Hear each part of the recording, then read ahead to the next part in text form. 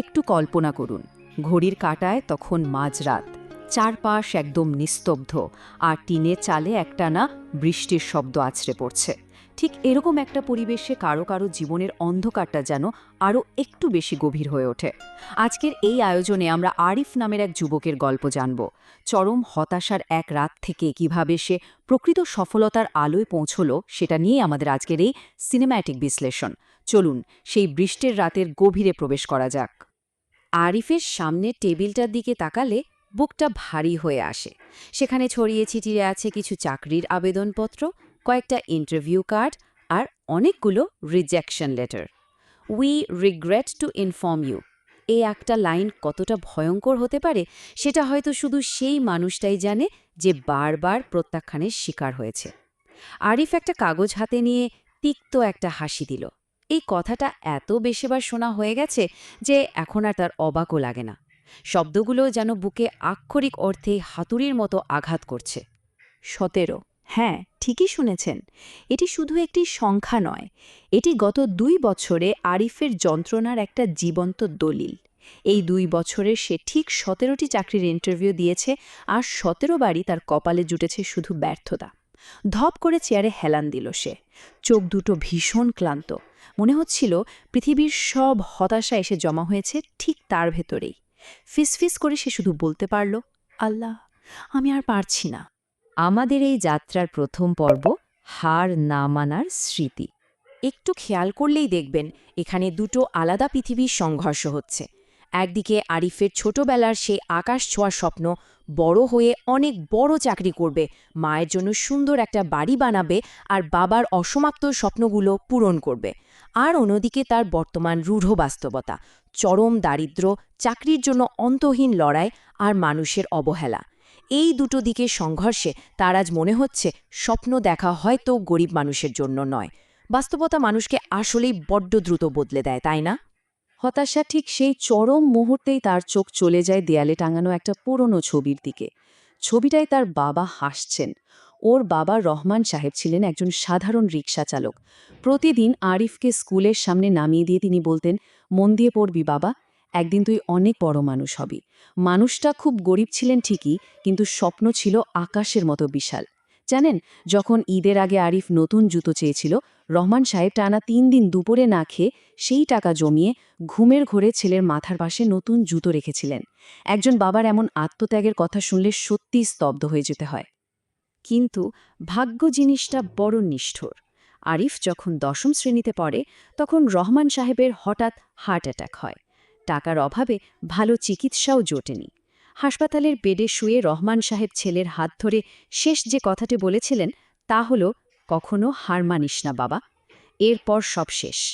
সেদিন কবরের পাশে দাঁড়িয়ে আরিফ প্রতিজ্ঞা করেছিল সে সফল হবেই।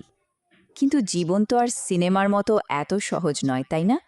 গ্র্যাজুয়েশন শেষ করার পর শুরু হলো তার নতুন এক যুদ্ধ। চাকরির জন্য এক অফিস থেকে অন্য অফিসে ঘোরা, মানুষের অবহেলা আর অপমান নীরবে সহ্য করা। একটি বড় কোম্পানিতে যখন সে ইন্টারভিউ দিতে গেল, তখন তার পুরনো জুতো আর সাধারণ শার্ট দেখে জুটল তাচ্ছিল্য। ইন্টারভিউ বোর্ডে কেউ সিভি দেখে ঠোঁট বাঁকিয়ে বলল, এক্সপিরিয়েন্স কোথা? কেউ বা ব্যঙ্গ করে বলল, ইংরেজি যোগাযোগ দক্ষতা তো খুবই দুর্বল। আমাদের সমাজ সুবিধাবঞ্চিত মানুষদের কিভাবে বিচার করে, এই অভিজ্ঞতাগুলো তার এক জ্বলন্ত প্রমাণ। এবার আসি দ্বিতীয় পর্বে, ধুলো পড়া বাক্সে বাবার বিশ্বাস।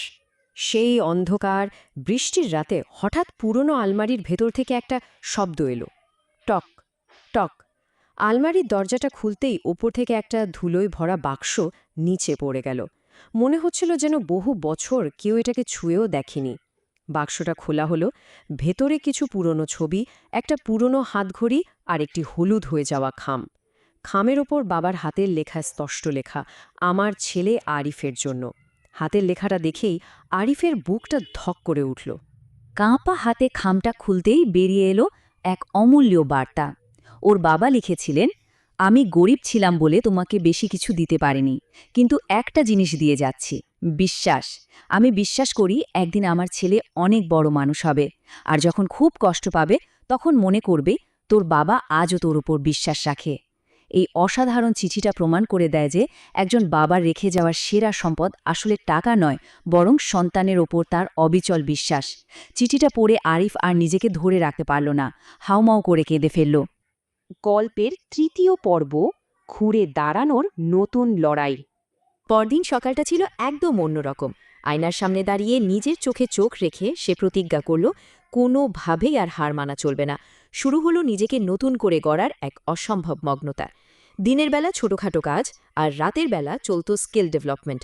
প্রথমে ইংরেজি যোগাযোগ দক্ষতা বাড়ানো, তারপর কম্পিউটার স্কিল শেখা এবং শেষে ভিডিও এডিটিং আয়ত্ত করা। মানুষ তাকে নিয়ে হাসাহাসি করত, বলতো এসব শিখে কিছু হবে না। কিন্তু এবার আর থামাথামি নেই।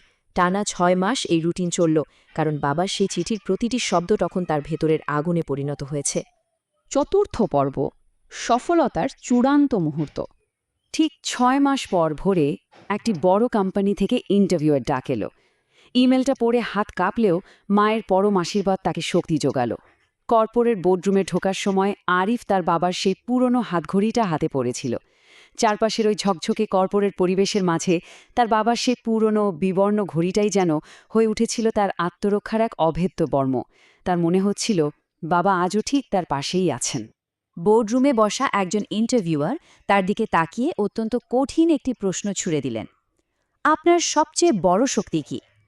পুরো রুম একদম নিস্তব্ধ, কিছুক্ষণ চুপ, কারণ এই একটি উত্তরের ওপরই নির্ভর করছে তার পুরো ভবিষ্যৎ।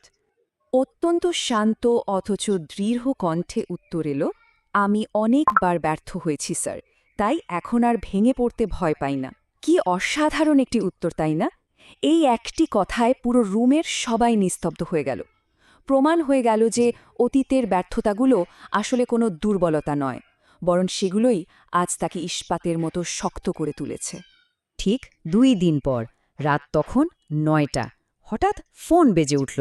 Hello, mister Arif, congratulations, you are selected. এক মুহূর্তের জন্য পৃথিবীটা যেন পুরোপুরি থেমে গেল তার কাছে। চোখ দিয়ে অঝরে পানি পড়ছিল। সে দৌড়ে মায়ের কাছে গেল।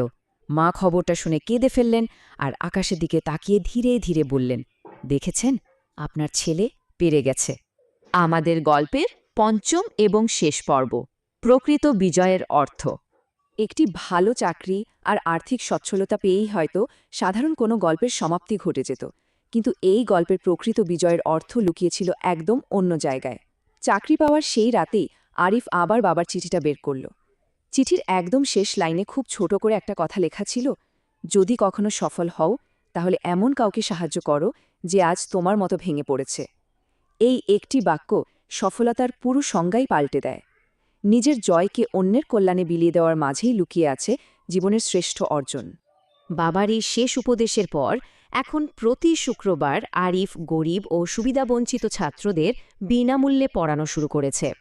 নিজের যে স্কিলগুলো এত কষ্ট করে শিখেছে সেগুলোই সে এখন অন্যদের শেখায়, কারণ সে খুব ভালোভাবে বুঝে গেছে যে জীবনের সবচেয়ে বড় সফলতা শুধু নিজের জন্য টাকা রোজগার করায় সীমাবদ্ধ নয়। আরিফের এই অসাধারণ যাত্রা আমাদের সবার জন্য একটা গভীর প্রশ্ন রেখে যায়। একটু ভাবুন তো, আজ কারো অন্ধকার জীবনের আলো হয়ে ওঠার সুযোগ কি আমাদের আশেপাশে নেই? সফলতা মানে শুধু নিজের উত্তরণ নয়, বরং অন্য কাউকে তার ভাঙন থেকে টেনে তোলা। এই গল্পটি আমাদের শেখায় যে বিশ্বাস আর একাগ্রতা থাকলে যে কোনো অন্ধকার রাত পেরিয়েই সফলতার ভোর আনা সম্ভব।